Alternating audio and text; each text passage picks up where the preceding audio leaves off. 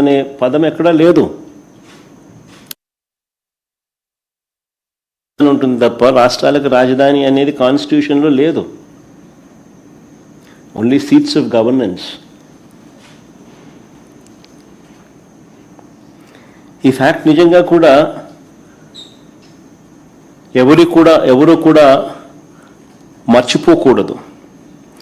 సాక్షాత్తు కేంద్ర ప్రభుత్వం కూడా రాజధాని అనేది రాష్ట్రాల ఇష్టం అంటూ అధికారికంగా వీళ్ళు మన ఏపీ హైకోర్టులో కౌంటర్ అఫిడవిట్ కూడా దాఖలు చేసినారు. కేంద్ర ప్రభుత్వం ఆంధ్రప్రదేశ్ హైకోర్టులో ఒక కౌంటర్ అఫిడవిట్ కూడా దాఖలు చేసినారు. ఈ మేరకు రాజధాని విషయంలో కేంద్ర ప్రభుత్వానికి ఎలాంటి పాత్ర లేదు అని కూడా ఆ అఫిడవిట్లో వాళ్ళు పేర్కొన్నారు. మన కళ్ళ ఎదుటే 2000 సంవత్సరంలో కేంద్రం కొత్తగా 2000 సంవత్సరంలో ఉత్తరాఖండ్, జార్ఖండ్, ఛత్తీస్గఢ్ రాష్ట్రాలను కేంద్రము తీసుకొచ్చింది.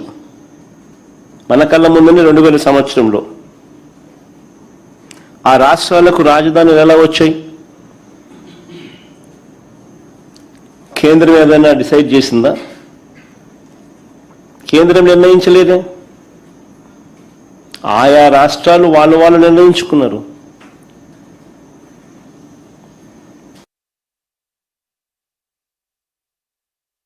మరి ఎవరికి వర్తించింది? మరి 7 ఏళ్లుగా నేను చంద్రబాబు నాయుడు గారిని అడుగుతా ఉన్నా, మరి 7 ఏళ్లుగా మీరే ముఖ్యమంత్రిగా ఉండి, మొదటి టర్మ్ 5 సంవత్సరాలు, తర్వాత ఇప్పుడు 2 సంవత్సరాలు, మరి 7 ఏళ్ళు మీరే ముఖ్యమంత్రిగా ఉండి 1,00,000 ఎకరాల అమరావతిలో ఇంతవరకు కట్టింది ఎంత?